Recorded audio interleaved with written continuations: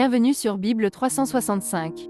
Aujourd'hui nous allons lire pour vous les chapitres 16, 17 et 18 du livre de l'Exode.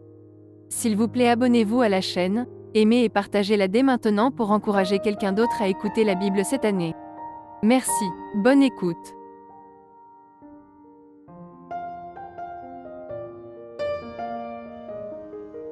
Chapitre 16. Toute la communauté des Israélites partit d'Élim pour arriver au désert de Sin, qui est entre Élim et le Sinaï.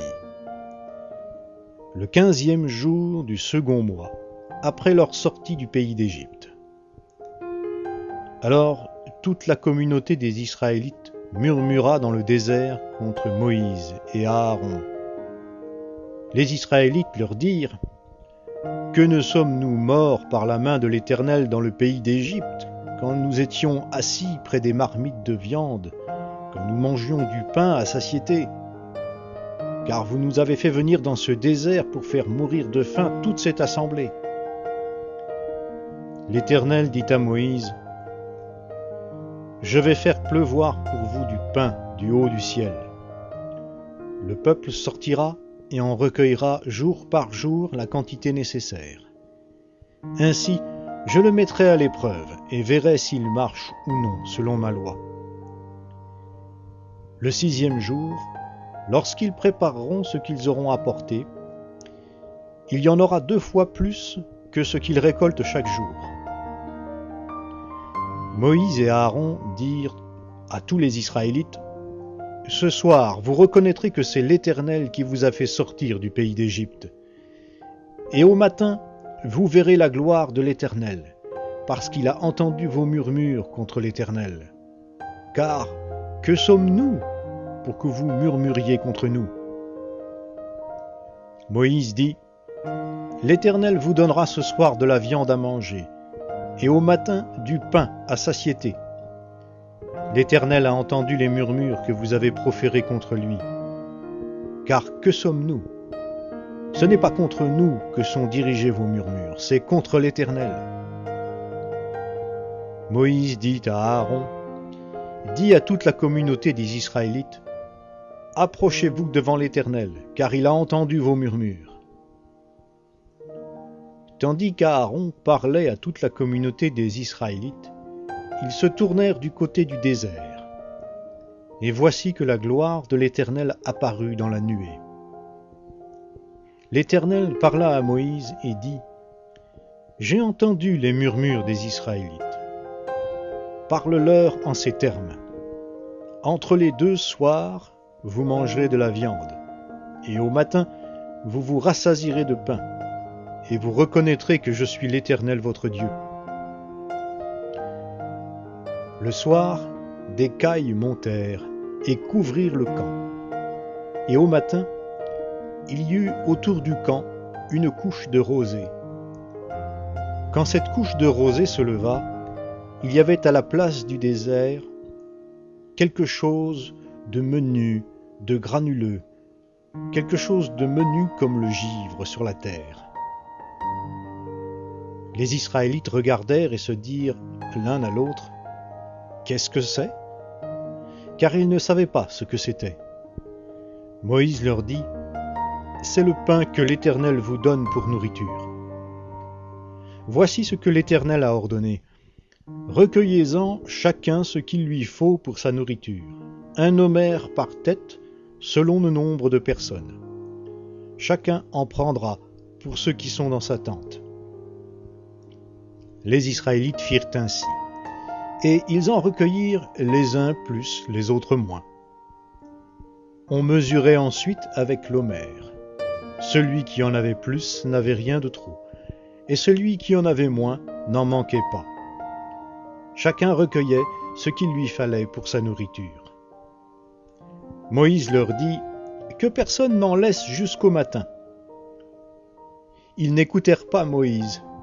Il y eut des gens qui en laissèrent jusqu'au matin, mais il s'y mit des vers, et cela devint infect. Moïse s'indigna contre ces gens.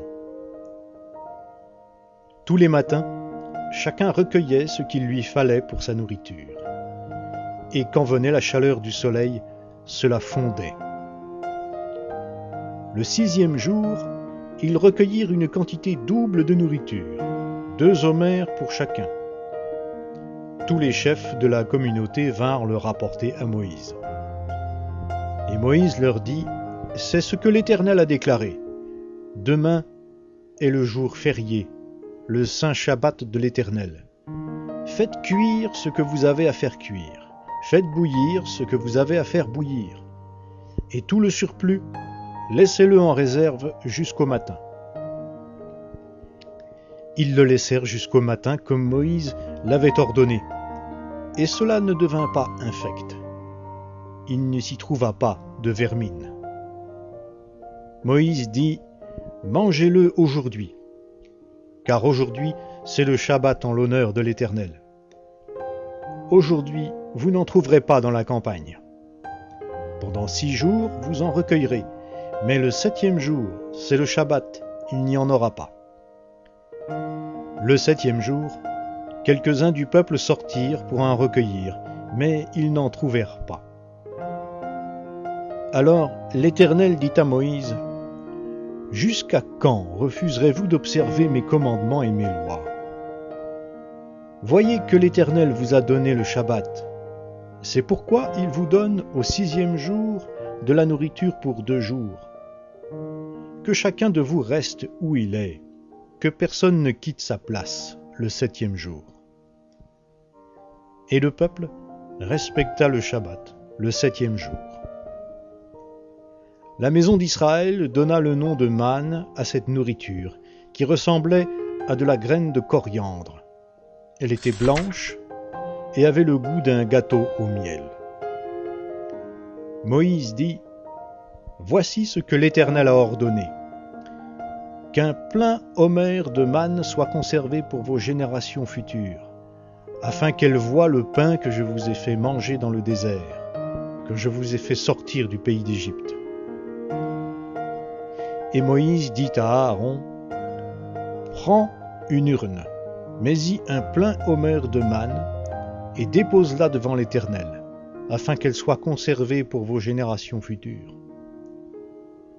Suivant l'ordre donné par l'Éternel à Moïse, Aaron le déposa devant le témoignage, afin qu'il soit conservé. Les Israélites ont mangé la manne pendant 40 ans, jusqu'à leur arrivée dans un pays habité. Ils ont mangé la manne jusqu'à leur arrivée à la limite du pays de Canaan. L'homère est la 10e partie de l'épha.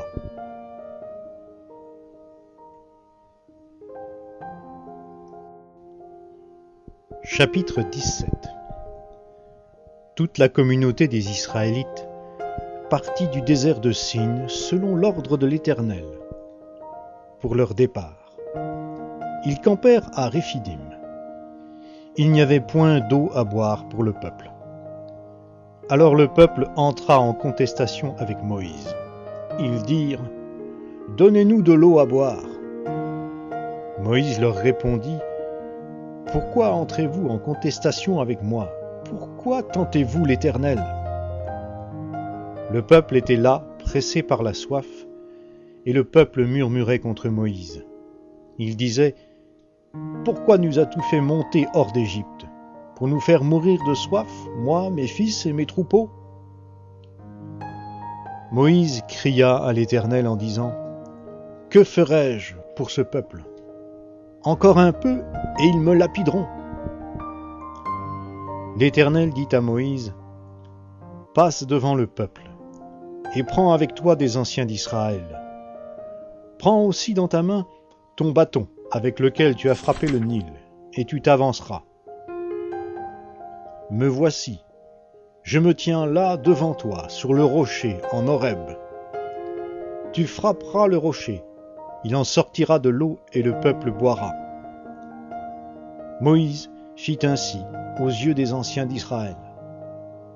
Il appela ce lieu du nom de Massa et Mériba, parce que les Israélites avaient contesté, et parce qu'ils avaient tenté l'Éternel en disant, « L'Éternel est-il au milieu de nous? Oui ou non? » Amalek vint combattre Israël à Réphidim. Alors Moïse dit à Josué, « Choisis-nous des hommes, sors et combat Amalek. Demain, je me tiendrai sur le sommet de la colline, le bâton de Dieu à la main. »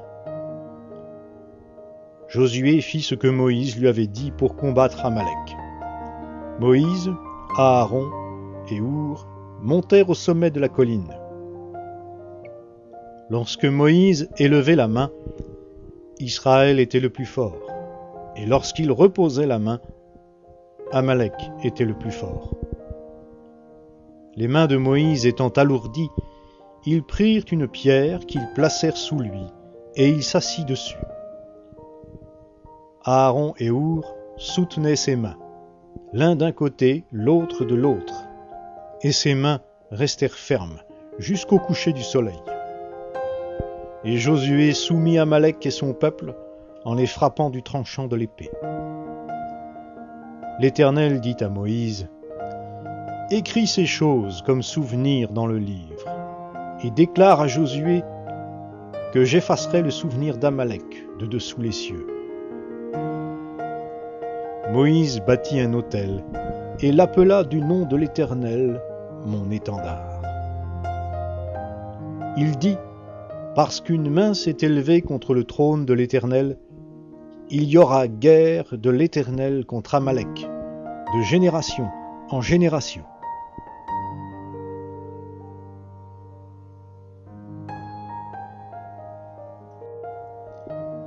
Chapitre 18. Jéthro, sacrificateur de Madian, beau-père de Moïse, apprit tout ce que Dieu avait fait pour Moïse et pour Israël son peuple, à savoir que l'Éternel avait fait sortir Israël d'Égypte. Jéthro, beau-père de Moïse, prit Séphora, femme de Moïse, qu'il avait laissé partir, ainsi que ses 2 fils. L'un se nommait Gershom, car il avait dit « Je suis un immigrant dans un pays étranger ». L'autre se nommait Eliezer, car il avait dit « Le Dieu de mon père est venu à mon secours et m'a délivré de l'épée du Pharaon. » Jéthro, beau-père de Moïse, avec les fils et la femme de Moïse, vint vers lui au désert, où il campait à la montagne de Dieu. Il dit à Moïse, « Moi, ton beau-père Jéthro, je viens vers toi avec ta femme accompagnée de ses 2 fils. » Moïse sortit au-devant de son beau-père, se prosterna et l'embrassa.